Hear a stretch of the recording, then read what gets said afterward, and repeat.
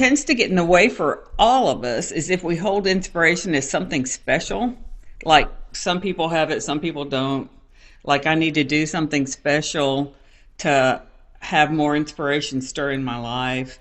Um, so if we can get the foundational piece, the the base foundational piece that inspiration is not special, that it's every human being is designed for free thought, new thought, fresh ideas, um, inspired thinking, inspired feelings, that's a baseline capacity of all human beings.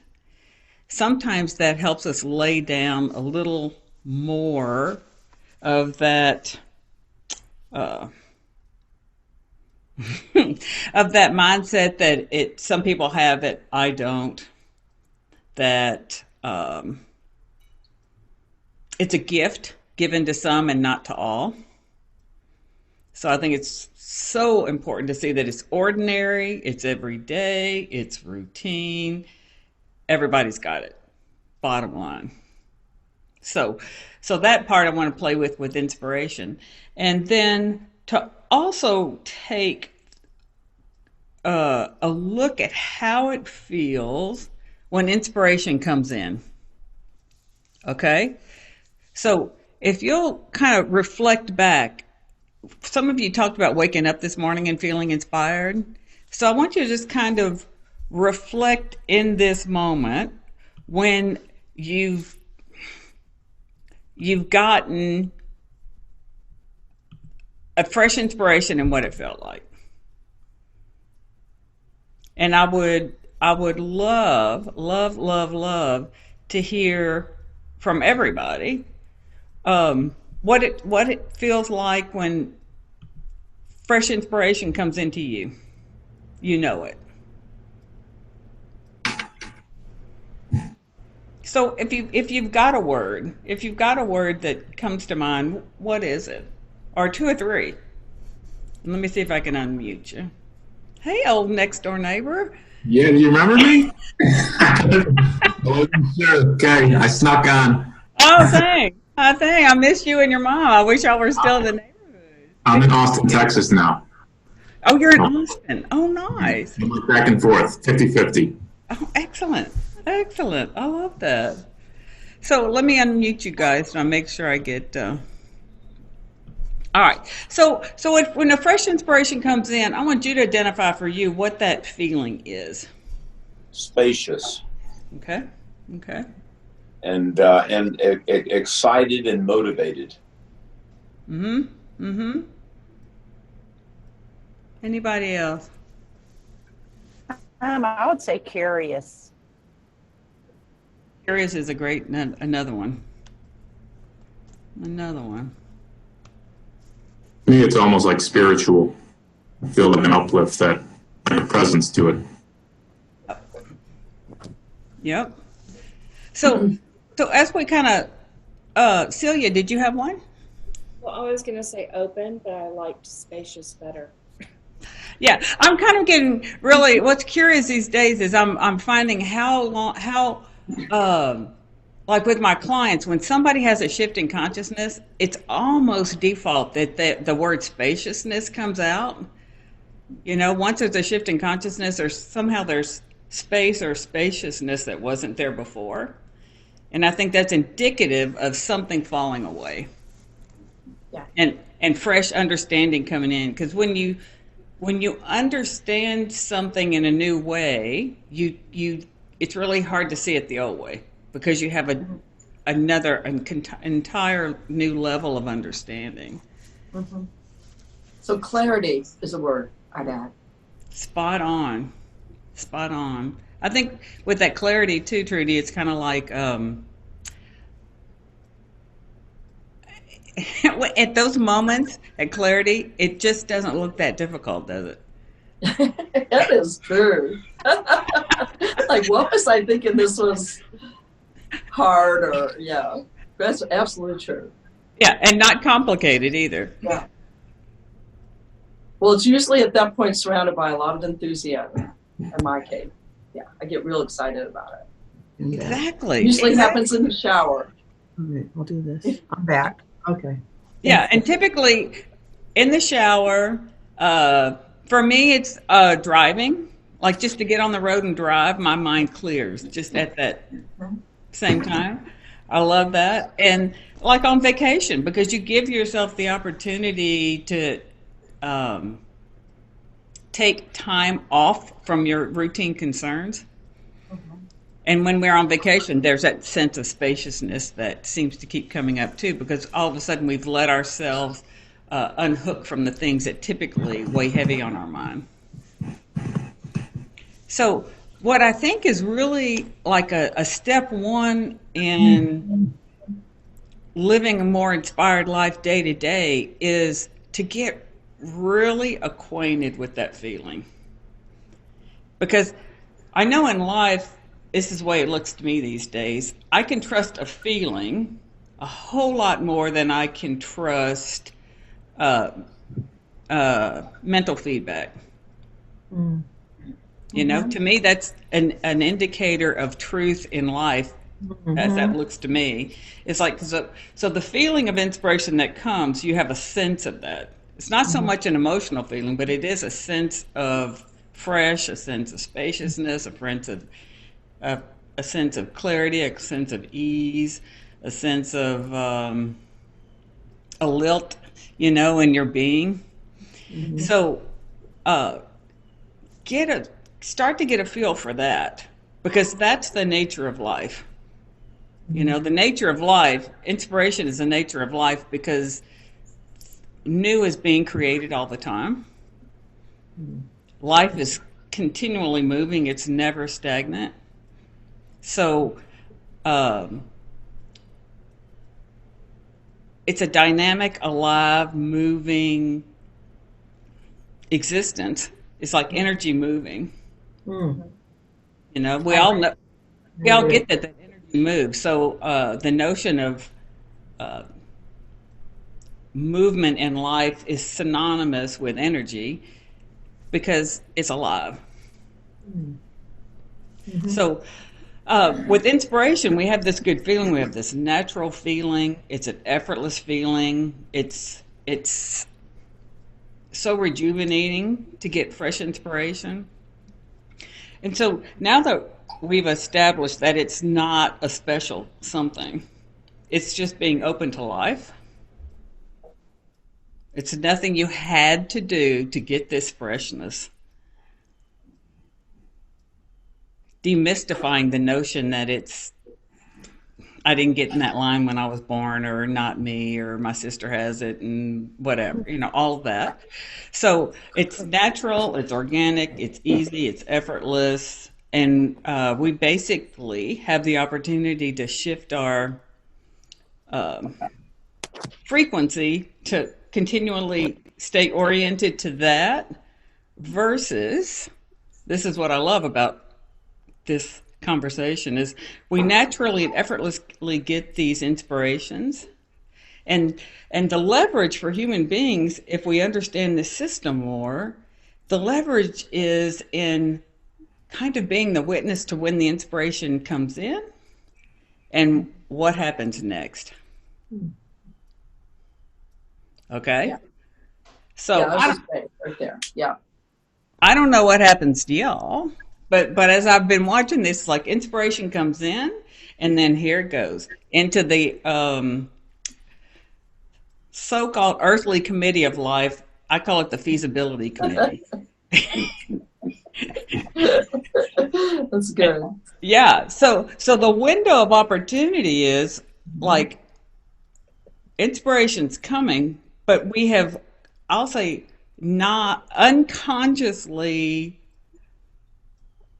shifted from it being a very natural organic process to selectively applying it to my individual intellect. Now my individual intellect is a combination of everything, you know, what we've experienced, what we've tried before and worked, what we tried before and it didn't work, what we made up would work, what we guess would work, you know, gosh, everything we've ever kind of collected in that one bucket. So, but what we need to realize is that we can stop looking in that bucket of the feasibility committee. We kind of default there as a earthly habit we've picked up. But if you look at indigenous cultures, they rarely default to their individual intellect and stay oriented to the direction from which the inspiration came. So, and then their individual intellect can be a tool to their inspiration. We tend to get the inspiration, here's the baton, and then we pass it to our conditioned self, and then buzzkill. It's a complete, maybe for you, maybe not for you. For me, it's a buzzkill because it tends to, if I haven't had a level of success that I'm pleased with when I run it through the feasibility committee, then it's going to give me reasons why it may not work, cannot work, what it would mean for me if it didn't work, what it means for me if it does work. So that's that to me, the little bitty window of seeing spaciousness between inspiration and handing the baton to my intellect is like we can get onto that piece. That's leverage to me. We can get onto that unconscious act of handing it over and saying, what do you guys think? Okay. We can do that. I say it more and more and more. Now, if we have spaciousness between when the inspiration comes and handing it over to our individual intellect, and we can get a little more comfortable in this opening of staying with the inspiration and looking in the direction of the inspiration, if we have a foundational knowing that that which gave me the inspiration is going to give me the next step. Good point. No, can I jump in? Please do. Please do. That's very interesting that you say that, because one of the other qualities of what I noticed this morning when I had this feeling of being inspired to do these things was several of the things that I have on my list of projects that I want to do. Several of those things popped up in my head, and I began to notice the next step in those things. I began to notice, all right, how would I go about starting to create that book that I have? And the next step would be, okay, I need to do that. And as I kind of thought about these things, I noticed that they began to open up and spill out their secrets, so to speak. So that's interesting that you say you kind of get the next thing. You definitely will, because as natural as it is to get inspiration, the creative process behind life is completely natural too. Mm-hmm. Now, it's human for us to get an inspiration and want to know where it's going, how's it going, and I'm sure it's going to take these 5 steps to get there, and I should have it by April 1st, or it's a complete failure. Right. So we want to grab the inspiration and just look in the direction of the inspiration, stay with the inspiration, and see what simply, easily, effortlessly the next thing comes to mind to do. Mm-hmm. And knowing that I don't need to know the outcome, can't know the outcome. Right. It's against the nature of life to know the outcome of something which you have not engaged in. So if I could add something that just for me to hone in on something that has worked for me for a long time, is that if in that space things really start coming in and I need to do this and this and this and this, and then here comes the conditioning, tell me all the reasons it's not going to work. If I slow down and ask myself one question, what is the next action? And just identify that and not and let everything else go. I know that one action, if I do it, will lead to the next inspiration. It'll lead to the next. So there's a lot of trust that I just step on it and start moving with it. That's always worked really well when I do that.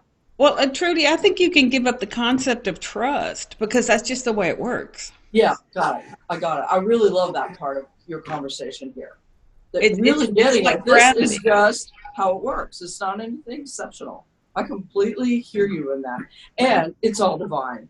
You know, I have to hold that because I really get it. This is living in the divine and living with the divine.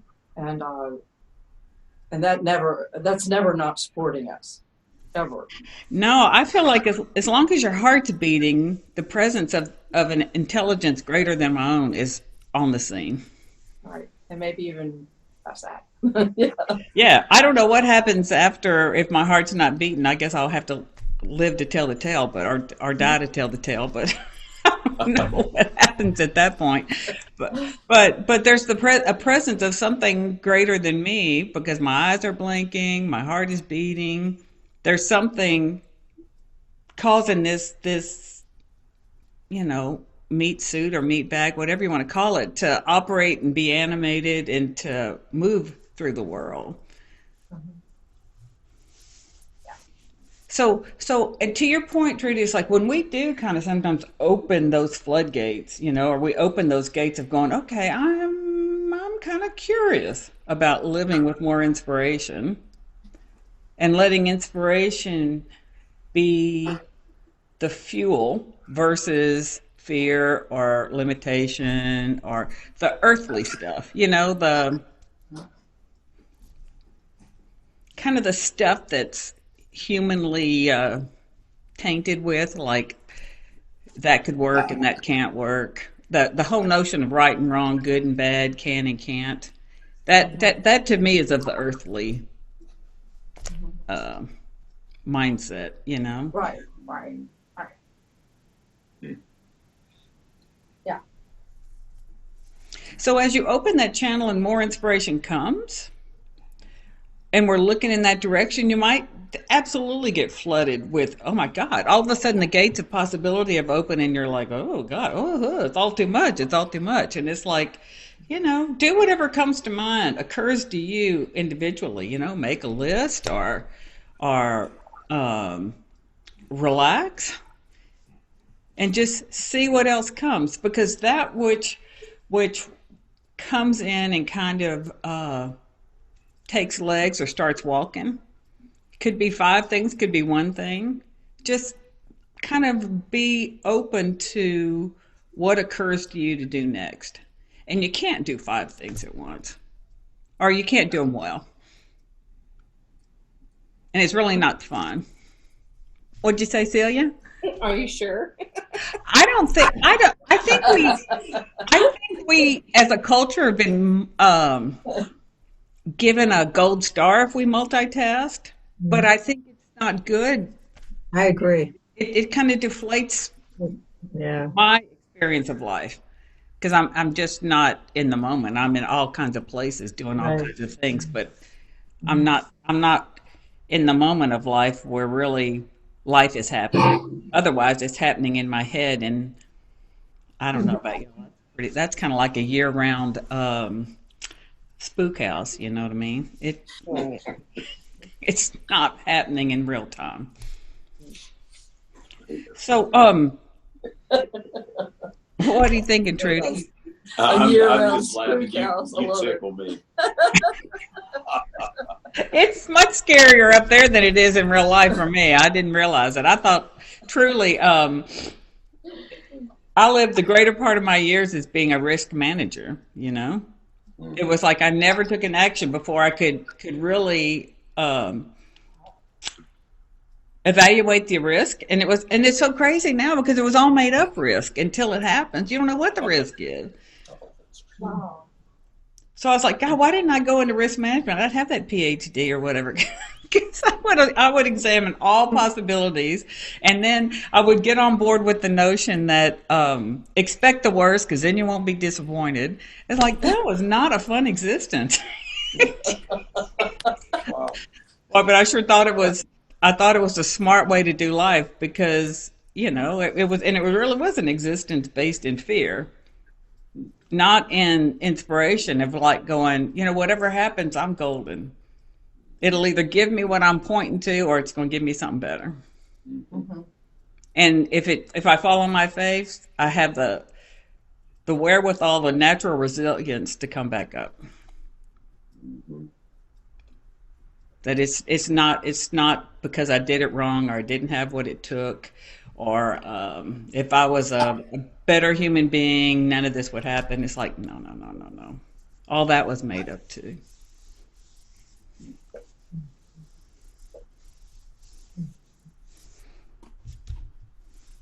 So So I think basically, it's, what was that? oh, sorry.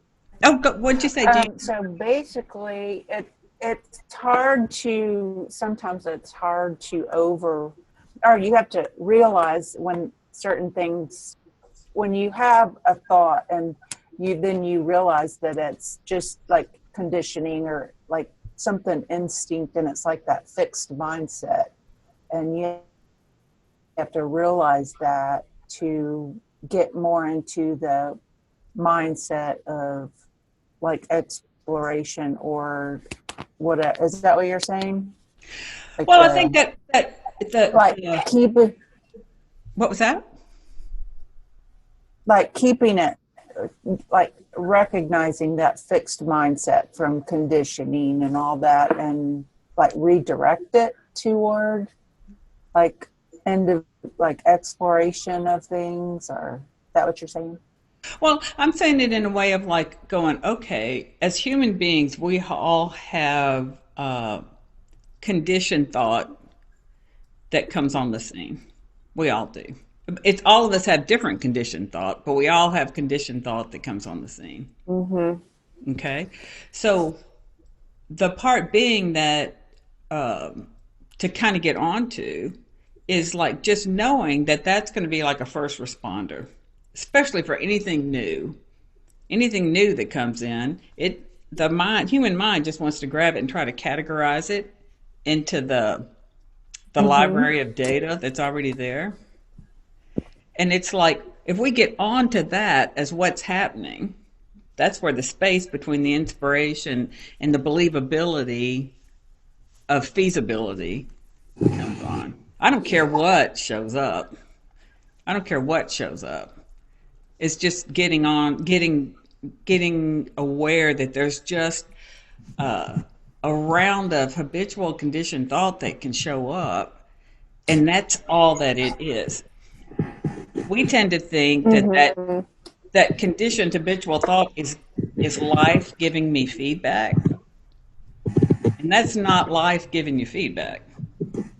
That's just your individual conditioned thoughts on something brand new. So if you've noticed too, like you can get a fresh idea and you can share that fresh idea with somebody, and what comes to mind to them first doesn't match what came to mind to you first. And so that's a way of saying it's like, well, everybody's going to have their first response to a fresh idea, but they're not all going to be the same. So the believability of what comes on the scene when you get a fresh idea is the part we can get onto. It's like, oh, you'll start to hear it. You'll start to hear it over a while. Like, here's one. Like, here's some of the real simple ones. Oh, it's going to be too hard. Oh, I don't know how to do that. Um, That's going to take too long. that's going to take too long. You see, that's the step we can get onto, and you'll hear it in your life wherever you are. Mm-hmm. It's gonna show up on the scene. Mm-hmm. Or like to Martin's point, it's like, oh wait a minute, that's gonna do nothing but create chaos. Mm-hmm. You'll notice if you follow something inspired that that you start to notice that chaos is just a concept that's been generated by the mind because it's out of the routine. It's unfamiliar. A lot of times that gets hit as chaos. That's just unfamiliar. It's not. And chaos isn't a bad thing, you know. Stuff gets mixed up and then reorganizes itself. Mhm. Yeah, it's important to remember that. Well, do you Yes. find it? What was that, Gina? Do you find that it's difficult when, like, your mindset is a certain way, and then a person that is close to you is thinks differently?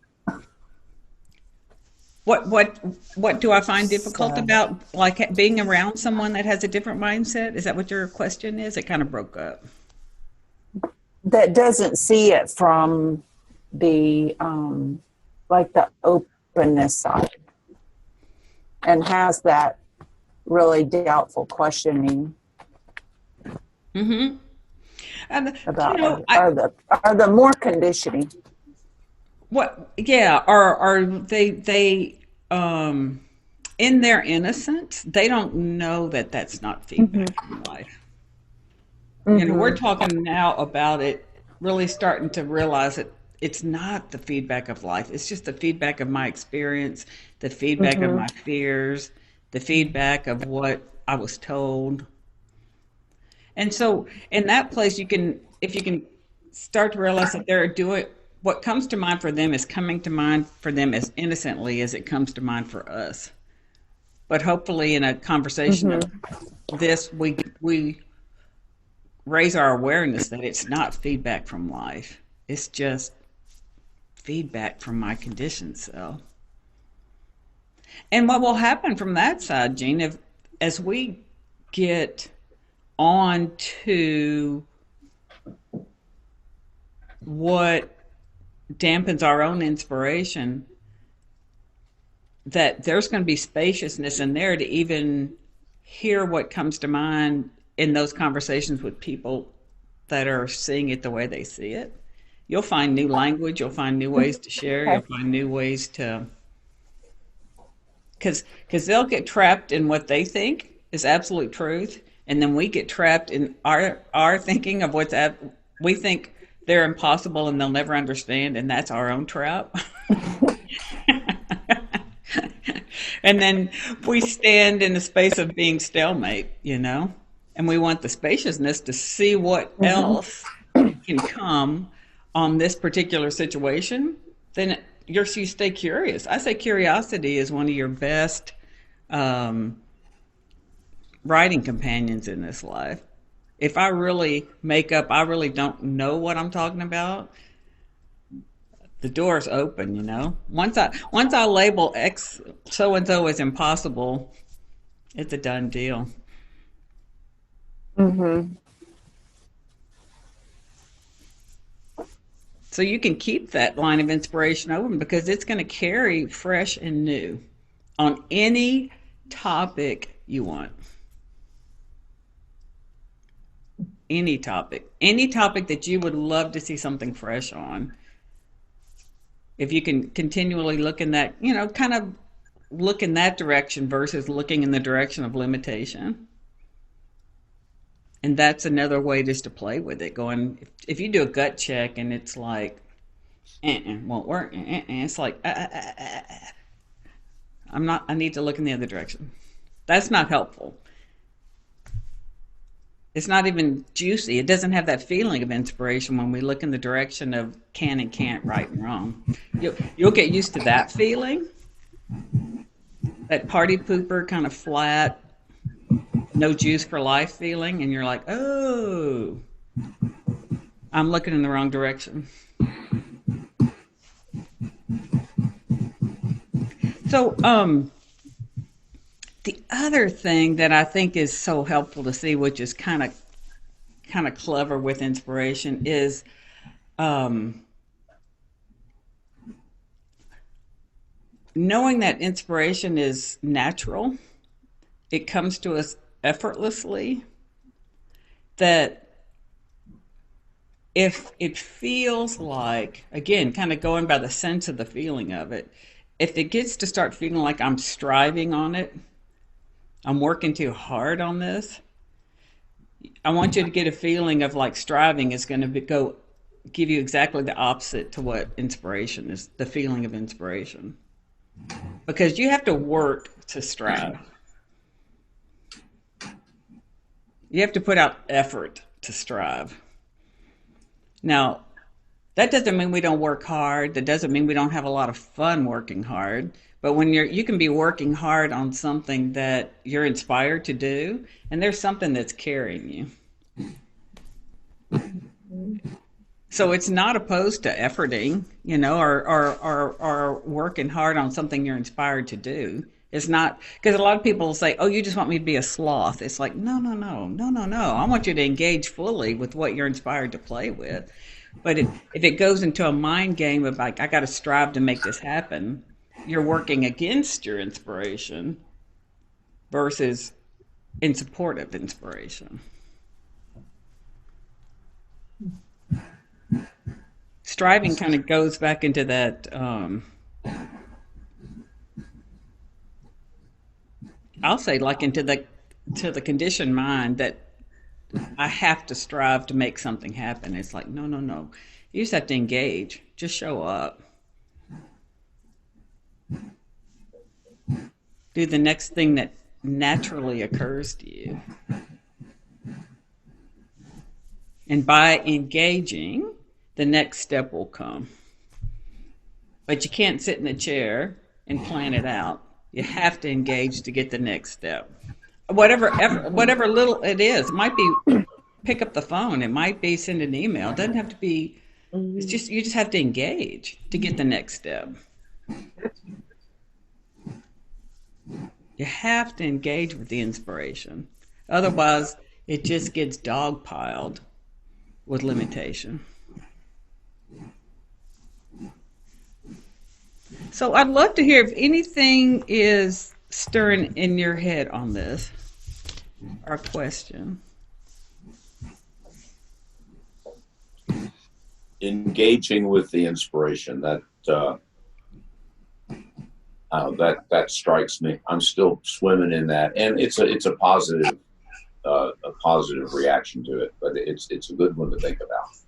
Having to engage. And it doesn't have to be big. The choir doesn't have to sing and the earth doesn't have to move, and it can just be if you want to write, just cue up a page on your computer and put a few words on the page. Yeah, or even just Google it and see what else is out there about it, and just kind of move it around a little bit. Yeah, get on the dance floor with it. I like to say that. Just get on the dance floor with it. Mm-hmm. And you don't have to take the lead. I mean, I was never good at dance lessons because I always wanted to lead. I always knew what was the next best step. It definitely worked against me. Yeah, but just get on the dance floor with it. Play with what the hell? I have nothing to lose by opening a sketchbook and finding some kind of instrument that feels good in my hand. And each of us are so idiosyncratic. So to put that word, it's like what occurs to me about an inspiration I have. If we all wanted to write a book, say we all had this idea we wanted to write a book, then what occurred to each of us could very well be very different on the next step once you've enlisted your creative process on writing a book. Because this intelligence behind life is so intelligent, it's going to give you your marching orders. And yeah, so bookstores are full of inspiration. But I think it's really a good idea to not fall under the notion that how they follow their inspiration is better than how I feel to follow my inspiration. because we'll tend to go into comparison. It's like, well, they wrote a book and they did it this way, this way, this way, and that doesn't. I'm not doing it that way. Then we tend to think we're doing it wrong, which will be another kind of a earthly concept to put the party pooper on that inspiration. So I want you to get a feel for that. That is very idiosyncratic. What occurs to you as engaging in the next step may have never occurred to anyone ever, and to drop the notion of comparing it to something you've ever seen, read, heard. Where else would innovation come from if we only followed ways that had been done before? So sure. I'll piggyback that. It's almost like a wormhole when you're inspired, and it's like this big, it's like this open window over here somewhere, and then it comes through, and it comes in so deep. I feel it will pass through, and I would forget about it and go right to the next person to be inspired. So either we take it or the next person will take it. Yeah, we're not the only one getting the hit. Right. But don't react to it out of fear. Feel like if it's your baton to pick up, you'll pick it up. Right. Exactly. Right. But the notion that if I didn't do anything with it, shame on me, it's gone forever. It's like no. This channel is always open. It is. But if I don't answer to this one, it will be answered by someone. Sure. So, Sherry, I wanted to speak to what you were just talking about a minute ago, because it sort of lands as a big aha for me, that we have some big task to do, whatever it is. Whether it's write a book or completely reorganize the house and put it on the market, which is what we've got going on. And it's real easy to think that somebody else's idea of how to do that is better than my own. I mean, that's like the trap right there. Absolutely. So I'm just noticing something that I did last year. Last year, I signed up for an 8-week productivity course, and the woman's really fabulous. I mean, she really knows her stuff. And I had the same project then that I have right now. What ended up happening is we both got really all kinds of illness stuff we had to deal with, and had to stop and focus on that. So everything got unplugged. So now we're back again, the year's starting, and the goals are similar, only with a lot more intent, because we really do want to sell our house this year. So I'm thinking about when I did that course, I deemed her as the expert on how I do it. I honestly would have had it all done if I had put as much time into getting the task done as I did into trying to get the course right. I mean, that actually is an awful thought, because it's true. And if you were to ask me what did I learn in the course, I probably couldn't tell you a thing. But if I had accomplished what I had meant to accomplish last year, I could tell you a lot about it, because it's deep in my experience of how it worked for me. So you've really given me permission to realize I really am my own author. I'm my own expert on how it works for me. Because I keep thinking some bigger aha and information is going to come in, and it might, because that's part of the entering the stream of inspiration is the next thing. You can easily get out of some conversation with some or whatever, or the next, oh yeah, that's a great way to do that, comes in, and next thing you know, you're off and running with it. But anyway, I just appreciate you saying that. It just really caught me as like, wow, how true is that we wait. I mean, with Facebook and everything going on, and everybody, God bless them, trying to make a penny, how many days are we inundated with multiple ways of somebody saying, hire me, I'm the one that knows how to do da-da-da-da. It's all over my email and my Facebook, honestly. Mm-hmm. And I'm not saying they're not good at what they do.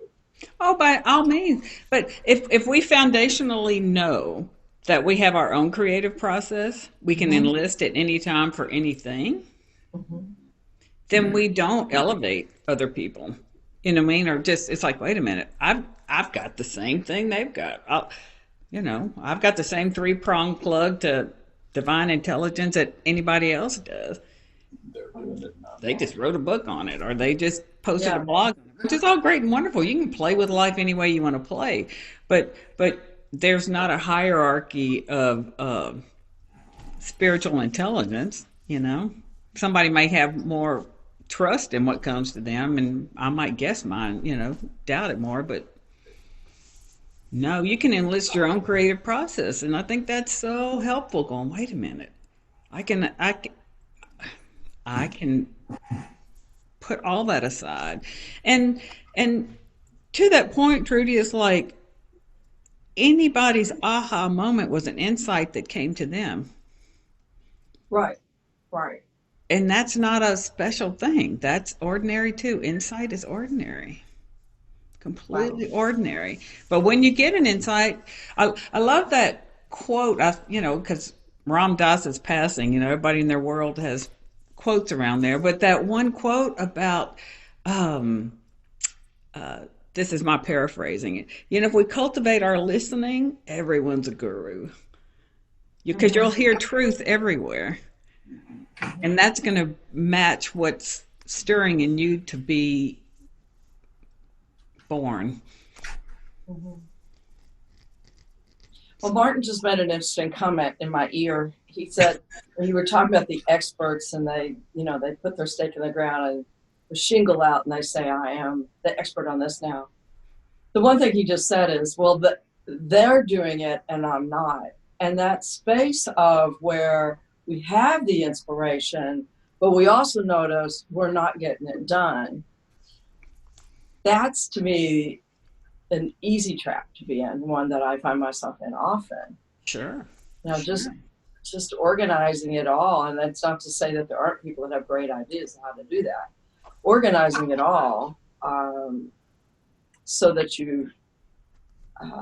I didn't get the name of the person that talked about how she began her day, and I was very inspired by it. It was Gina, I think. It was Gina. I can tell you've been doing the work for a while to really stay in that space, but I just get really stuck where there are too many inspirations, honestly. There are too many things I want to do. There are too many places I want to be at once.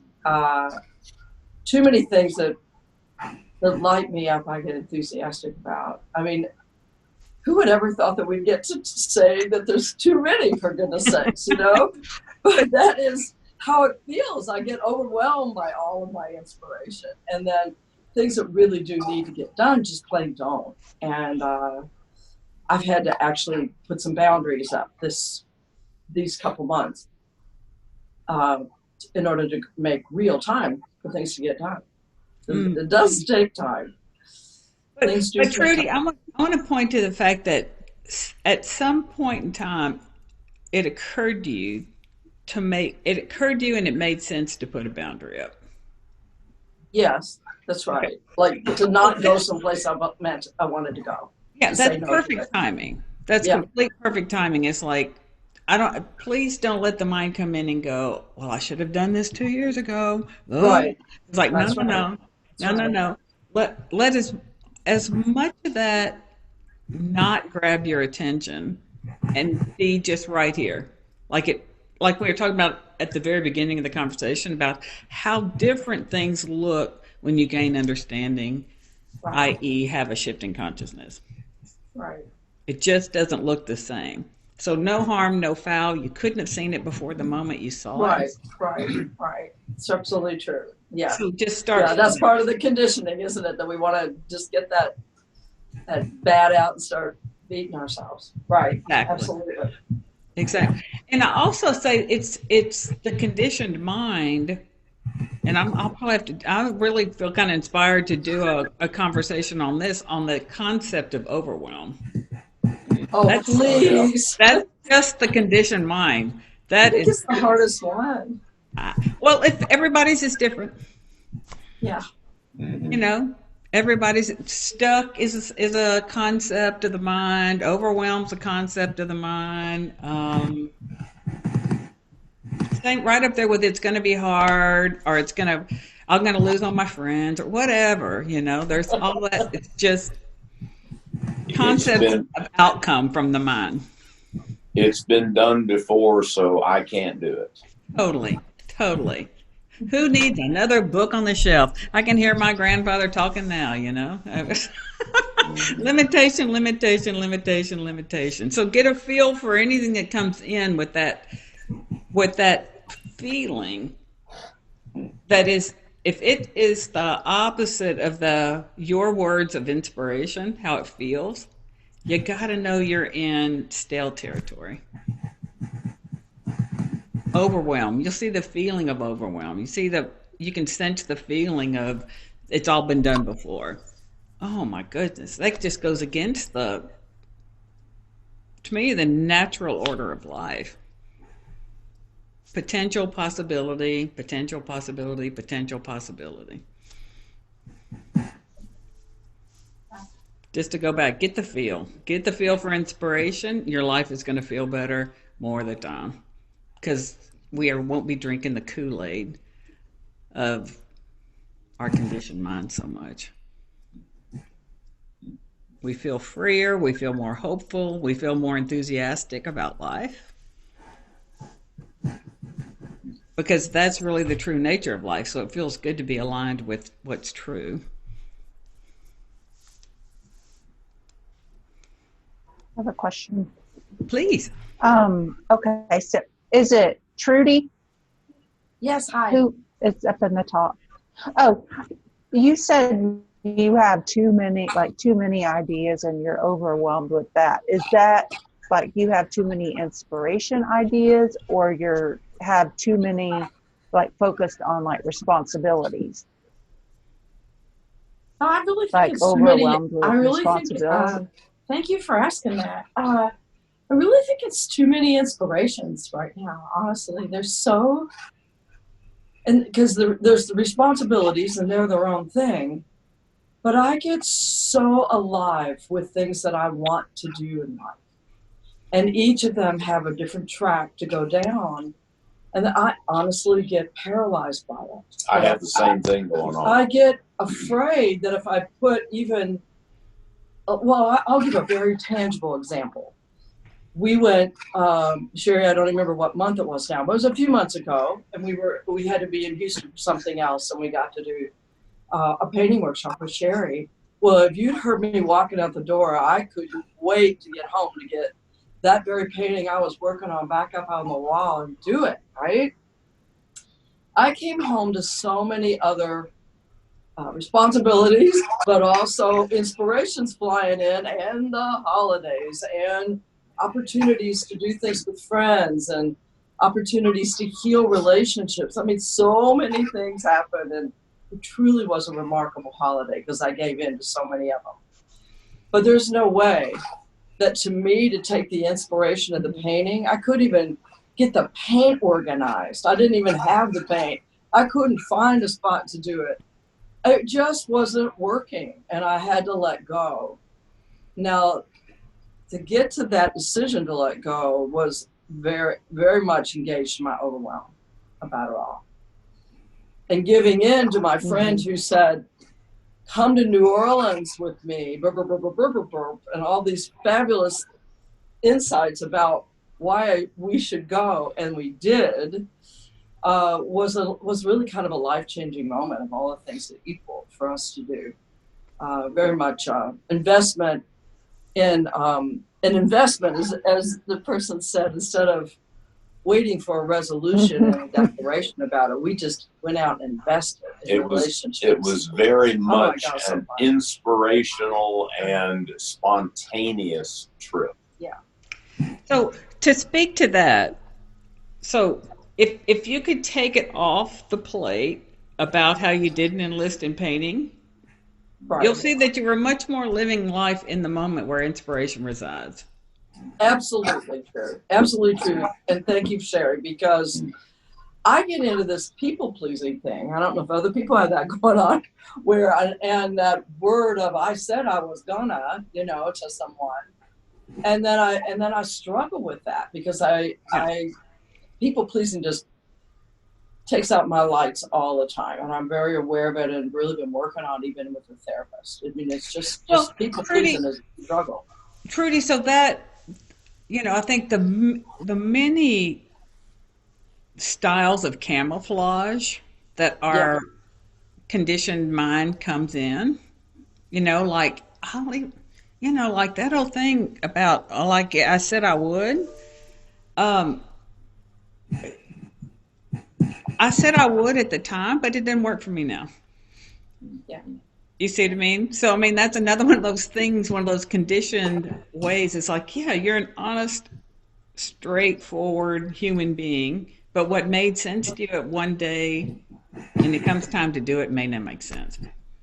Don't make it. right. It doesn't need to mean something. It's just like, ooh, that was a conditioned mind that because I said yes, I have to fall on the blade for something. It's like, no, no, no. Well, and I would add that it doesn't remove the inspiration It for it. does not. I No, think that's what's really important to me, is to realize the inspiration is just as alive as, but it's just not the choice of task at the moment. It's not the choice of the exactly. doing. Exactly. And Um, you'll come back, you'll have more fuel being deposited into your inspiration tank, so to speak, um, by not making your choices wrong. right, right. Yeah, really key. Thank you. This is really helpful. Yeah. Especially since you're the person I said I was going to do it. Oh my goodness. No, you never know. It's like in the moment, in the moment, in the moment, because to your Yeah. point, if there's something that wants to be done, it's not going to go away. It's going to come back and tap on I your shoulder again. in fact, I can't even tell you how many times I've painted in my head.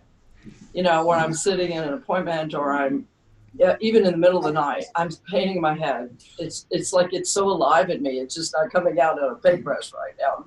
But all these people are talking on this text string about all the painting they're doing, and I feel like a dog. but I still want to paint. You will in your perfect time, in your idiosyncratic perfect time.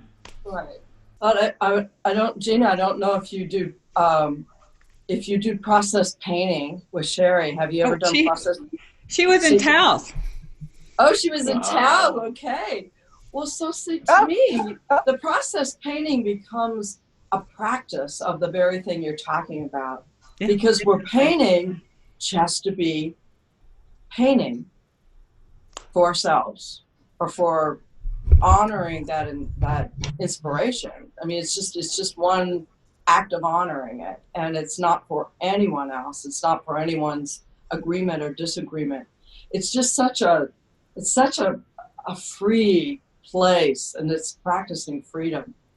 So But again, that, I'm but reminding to that, myself of how much I love painting. but to that point, Trudy, it's like you can enlist that truth in every moment of every day. Yeah, that's right.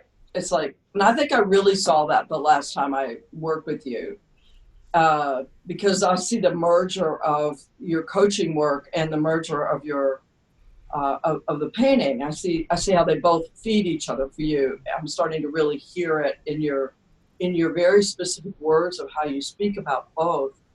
And I think I really felt that for the first time, that this is simply a practice for how I live my life. And this is available, and absolutely how I'm going to clean that closet today, when I finish this. I mean, it's the same. It's all the same. Yeah. The next step will come. If you just let it, the next step will come. It can't not come. Yeah, I definitely see that too, and I don't know, it just comes up for me what the person before us just said about wanting to write the book, but who would want to read it? I can't tell you how many times I have had an inspiration to do like a series of paintings, so to speak, but who would care about those? Yeah. And I got to stop doing that. I got to stop being roadblocked by who would want to look at those. By the committee. Anything the committee, that feasibility committee, it just get on to how it feels. If it feels like caca, it's like I don't even have to pay attention to content. But Yeah, just how it or feels. yeah, or roadblocked by, oh my God, how long will it take to paint all those? Oh my God, I'm going to spend the next 6 months doing that. Oh my, phooey. I know. Wouldn't that be terrible to spend 6 months doing something you absolutely love doing? I know Wouldn't it. that be terrible? I know it. Good God. And never show it to What a yourself. hardship. What a hardship.